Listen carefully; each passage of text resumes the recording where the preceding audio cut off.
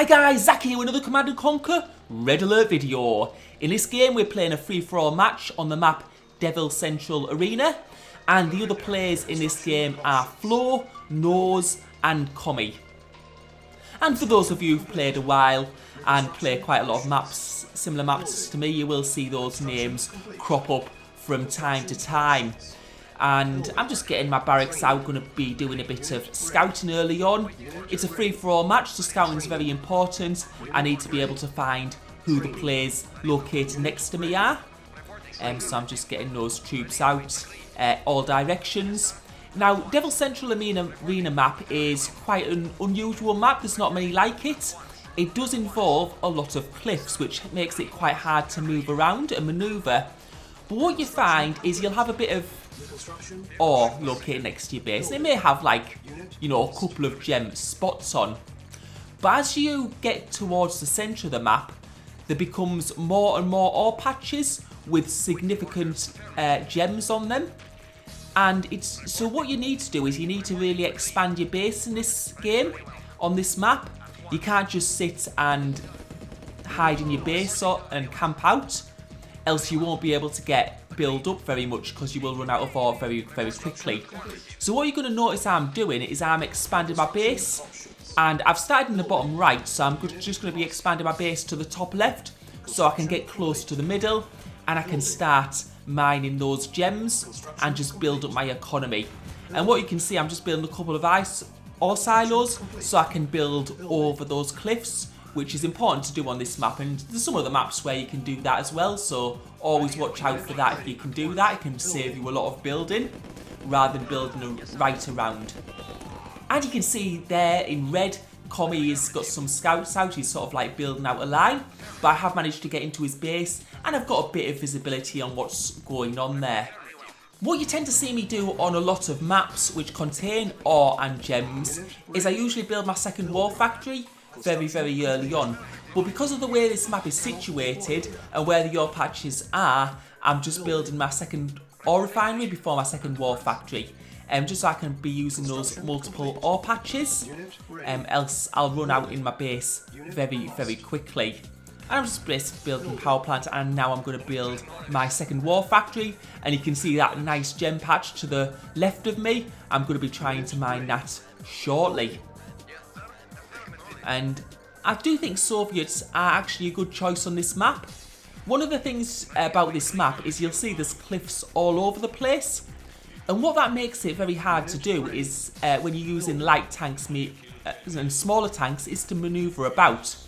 So if I can get Tesla coils in my base, it's going to be very, very hard for my opponents to be able to manoeuvre around them and get a good shot on. So I do think Soviets are a strong choice if games do go on for a long time here. And you can see there, Nose is attacking Flo, who's right above me. So that's sort of a good thing in my books, because I think Commie's going to attack me early on. So if Flo and Nose are fighting, that's probably going to make me a bit safer towards the top. And you can see there's a light tank coming in from Commie, but he's moving that away. So I don't know if that was just a scout or a warning. And you can see I'm getting that ore truck to that ore patch in the middle. And at this point, I'm just trying to get some Tesla. And you can see he's coming in with his light tanks, so we're going to see whether he's going to dive my base or not. And yeah, unfortunately, I'm going to lose some of those gems taking the fight here. But yeah, he's seeming to dive into my base, and he's probably going to go for my MCV. But you can see I do have that Tesla coil being built. He's going for a power plant first. He might know what I'm trying to do, or have guessed. And now I've got that Tesla coil down, so that'll do quite a bit of damage. Now, in hindsight, I probably should have put it a little bit closer to that construction yard, but I think I'm going to be okay here. I don't think there's going to be any problems. You can see he's already 2 tanks down. And you can see was that Flo trying to get into my base? If I'm not mistaken, it did look like he had a people carrier there, so I don't know if he was carrying anything, like a Tanya maybe or something. Yeah, that would have been quite a good play if I didn't have a Tesla coil there. I could have done some destruction to my buildings inside my base. If you lose your MCV, obviously it makes it very, very hard. especially on this map where expansion is so important. And what you can see I'm building now is a radar dome. Always a good idea, possibly in a free-for-all, especially if you're in a fight like this, because I might need to get back to my base at any point if I could get attacked from the north. And if I can just get some Tesla coils in that little area there, it'll make things a lot easier. And I'd say things are going pretty well for me now, and you can see Commie has started to build medium tanks. Now that's a really good play from Commie, because light tanks just get absolutely annihilated by Tesla coils, and they only take one shot, so you lose them very quickly. And I've got a Tesla coil here now, which is going to make life a little bit easier, and we'll see if he starts to pull back, because that just means he can't really dive in now, and you can see he's pulling back to his base because he really doesn't want to fight around that. And heavy tanks and Tesla coils are obviously a great combination.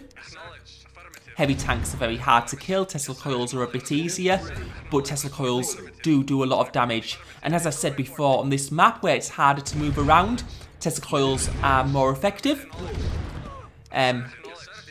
More so than if you're on an open map where your opponents can more easily maneuver around them. And at the moment you can just see I'm still improving my economy, building it up, building on the middle area. You can see Commie's tried to do the same, and now he seems to be pulling his tanks back. I'm not sure why, but what I'm going to do now is I'm going to take out those 2 war factories. And those 2 war factories are done, and I'm going to go for his construction yard. Now I think he's probably going to be trying to go around to my base, which it appears he is doing. I have got some tanks there. I've got some Tesla coils inside my base, so with that many tanks, it's not going to be enough. And you can see I'm just building another ore refinery on that middle patch there, because the ore around my base is starting to run out. And you can see with that many tanks, it's not too much of a threat at this stage, and it's time to pull them back.